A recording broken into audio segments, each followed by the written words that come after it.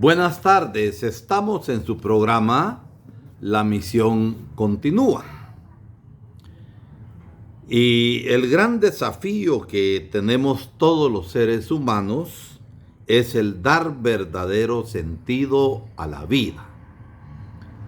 Nosotros los cristianos entendemos que el verdadero sentido a la vida lo encontramos en Jesucristo, en ir alcanzando, como dice el apóstol Pablo, la estatura de Cristo Jesús. Por eso hemos estado reflexionando ya desde hace tiempo sobre el libro Dar verdadero sentido a la vida del padre Luis Mosconi. Hemos estado durante ya varios programas en el capítulo 5 hablando de los seguidores y seguidoras de Jesús, Maestro y Señor. Y partíamos de que el seguimiento de Jesús es lo fundamental en el ser cristiano. Y se trata de un seguimiento total, radical y absoluto, donde no hay medias tintas, donde seguimos a Jesús porque lo amamos con todo el corazón, con todo el alma, y esto lo expresamos también en el amor a los demás. Y decíamos que estudiar el Evangelio nos va llevando a Jesús al encuentro de la vida en Él y también al encuentro de la vida entre nosotros mismos. Por eso es importante el estudio vivo, consciente del Evangelio para guiar nuestros pasos según la palabra de Dios. Y a los que somos seguidores de Jesús en las pequeñas comunidades de vida cristiana, se nos proponía vivir la fe en una pequeña comunidad. Y dos notas características de las pequeñas comunidades es precisamente el estudio del Evangelio de la vida y, por otro lado, la revisión de vida. Ver nuestra realidad personal y comunitaria a la luz del Evangelio para seguir caminando en la vida del Señor.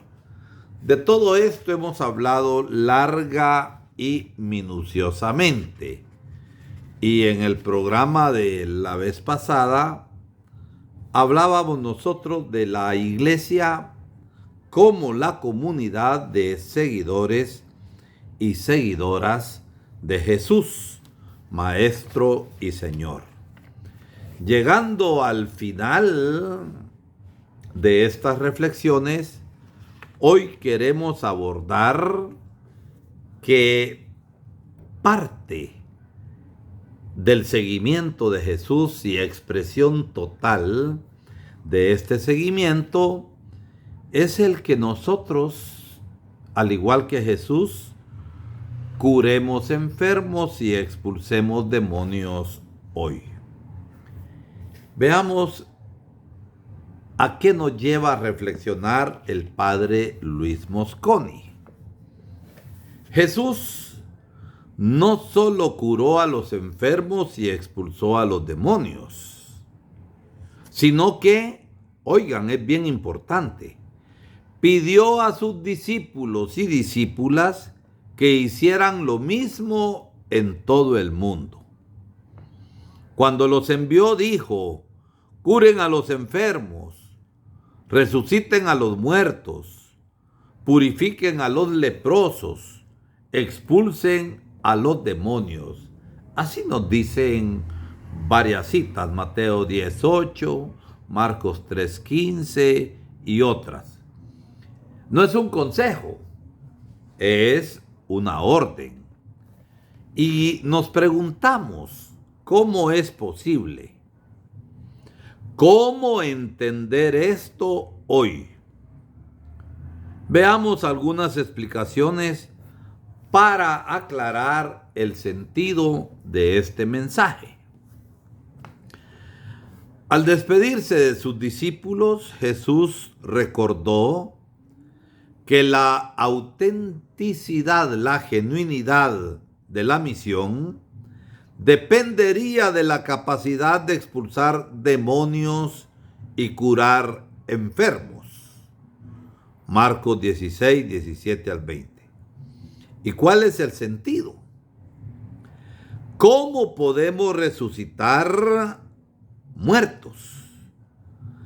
Si se entendiera al pie de la letra, daría problemas, habría confusión. En ciertas iglesias se habla de demonios a toda hora. Hay cultos especiales y para eso que se llama exorcismos. Pero en lo cotidiano de la vida no va por ahí la interpretación del mandato de Jesús.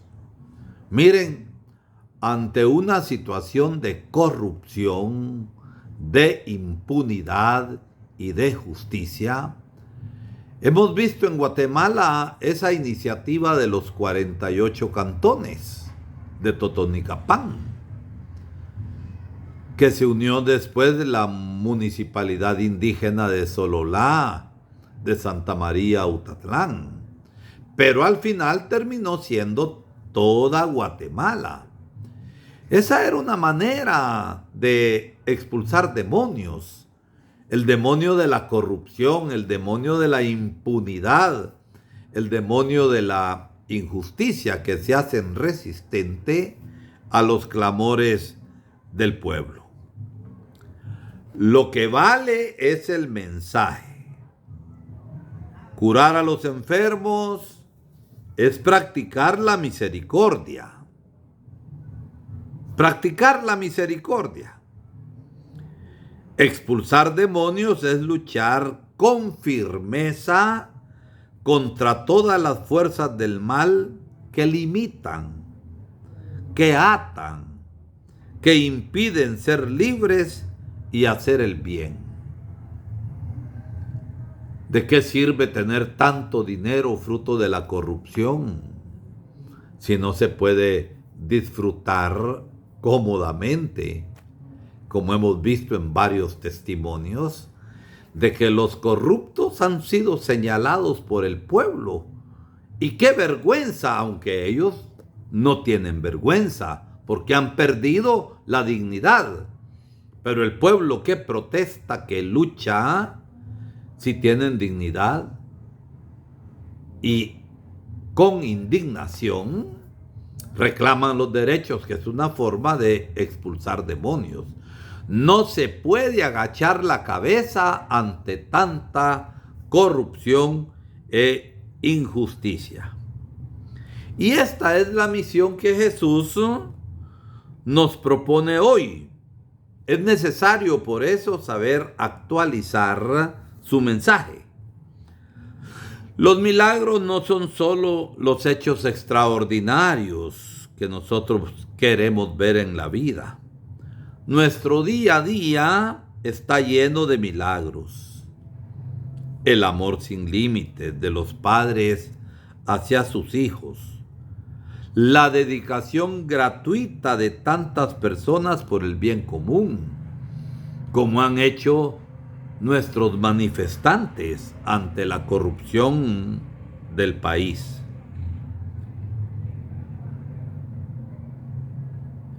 Por la ética, por la ciudadanía de todos es que se ha protestado, por una sociedad y una Guatemala justa y solidaria.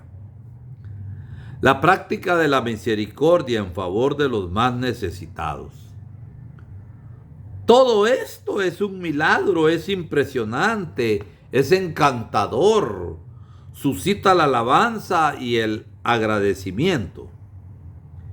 Milagro es una palabra que proviene de la antigua lengua latina, miraculum, que significa exactamente eso: admiración, encanto por algo bueno que pasó, miraculum. Estamos encantados por eso bueno que pasa. Lo que falta muchas veces es corazón y mente limpia para poder ver tanta maravilla. Nos engañamos cuando corremos detrás de señales poderosas. En ciertos cultos llamados Noche de Gloria se habla de tantos milagros que al final resulta siendo una farsa, un show y un espectáculo. Recuerdo lo que un pastor no católico en una aldea muy pobre dijo, que si la gente quería ver un milagro, llevó un varejón seco y dijo que iba a ver el milagro de florecer y que echaran billetes de colores y que los amarraran en todas las hojas. Ese no es milagro, ese es un gran sinvergüenza. Y la gente tonta y fanática que se presta para estas cosas. Entonces, nos engañamos tantas veces cuando corremos detrás de señales poderosas. Ya Jesús le decía, ¿por qué pide esta generación una señal? Yo les aseguro, a esta generación no se le dará ninguna señal. Respondió así Jesús a los fariseos que querían tentarle, pidiéndole señales milagrosas. Suceden muchas curaciones entre nosotros sin necesidad de cultos especiales. Una señora una vez fue a buscar remedio a la casa de unas hermanas religiosas que vivían en el barrio. Ella estaba con problemas difíciles, vivía angustiada y hasta enferma. La hermana a la que buscaban no estaba en ese momento, pero había otra que las invitó a entrar, a sentarse y a conversar, a platicar. Esta hermana le ofreció una refacción, algo sencillo para comer y beber, y la señora, en ese ambiente de acogida y de confianza, empezó a contar sus problemas. La hermana le escuchaba con atención, dándole de vez en cuando alguna sugerencia. Cuando llegó la otra hermana, la abrazó y le dijo, hermana, yo había venido aquí para pedirle un remedio, pero ya no lo necesito. Fui tan bien recibida por la otra hermana, su compañera, que me alivié y hasta el dolor de cabeza se me quitó. ¿No les parece que este gesto de amor es un milagro de la vida cotidiana que hace tanto bien? Y cada uno de nosotros puede hacer estos milagros cuando salimos de nuestras propias ocupaciones y dedicamos tiempo a la gente. ¿Y cómo es posible resucitar a personas fallecidas? Doña Raimundo, así se llama una señora, durante el estudio del Evangelio en la comunidad, al comentar la resurrección de Lázaro, dijo, nosotros no tenemos el mismo poder de Jesús que resucitó a Lázaro. No podemos levantar difuntos del sepulcro. Pero descubro un mensaje importante, dijo la señora en su sencillez. Jesús pide que llevemos resurrección donde hay muerte. Aquí en nuestro barrio hay varias situaciones de muerte, como odio, violencia, humillación, corrupción, deshonestidad, desunión, miseria y tantos males que nosotros conocemos. Tenemos que luchar contra todo eso que está generando y provocando muerte, para llevar vida y resurrección. Doña Raimundo, piensen ustedes, queridos radioescuchas y personas que nos ven en las plataformas, captó fielmente el mensaje del texto del Evangelio. La comunidad verdadera, sana, según el testimonio de don Francisco en una asamblea pastoral, dijo: el pueblo de nuestra región vivía paralizado y desunido. Con el poder de Dios creamos una comunidad y las cosas fueron cambiando poco a poco. El pueblo fue perdiendo el miedo, empezó a creer más en sus propias fuerzas. Unimos energía, nos propusimos un objetivo común. Puedo decir que la comunidad ha curado al pueblo del acomodamiento, del desinterés, de la indiferencia, de la división, de las faltas de entendimiento. Dentro de nosotros hay grandes energías, queridos hermanos y hermanas, capaces de curar nuestro cuerpo de varias enfermedades. Lo hermoso es que despertemos esas energías y apostar en la capacidad que todos tenemos, que tengo yo, que tienen mis vecinos, que tienen los miembros de la comunidad. Hay testimonios impresionantes de personas que lucharon con valentía, con coraje, se enfrentaron a momentos difíciles, superaron enfermedades casi sin cura desde el punto de vista médico. Cada persona lleva dentro de sí potencialidades enormes para enfrentar los problemas y los imprevistos de la vida. Cuando una persona consigue algo muy difícil, muchos acostumbran decir que fue un milagro, que fue por el poder de Dios. En realidad es cierto esto, pero también fue por la lucha de las personas, por su esperanza, por su caridad. Y en las luchas, los cristianos vemos la presencia animadora y misericordiosa de Dios. Y nos preguntamos todavía, ¿qué significa expulsar demonios hoy? Una vez 2 personas de una comunidad fueron a visitar a otras personas de una comunidad cercana, vecina, que les suplicaron: vengan a ayudarnos a expulsar a los demonios de nuestra comunidad. Y no fueron con la superstición con ramas de chilca para golpear el suelo. Ellos les dijeron casi en broma: ¿cómo es la cara de esos demonios? Ellos tienen cara muy fea. Es tanta división, tanto chisme, tanta desunión, que nadie entiende a nadie. Y dijo una de ellas, esa fue la respuesta. Y respondieron correctamente. Si la cara del demonio era la división, el egoísmo, la calumnia, la desunión, y hablando como país, la corrupción y la injusticia, cosas muy feas que pueden hasta llegar a destruir a una comunidad y a un país, como hemos visto en esas intenciones diabólicas de gobernantes. Expulsar demonios significa resistirse a eso, luchar y vencer esos males.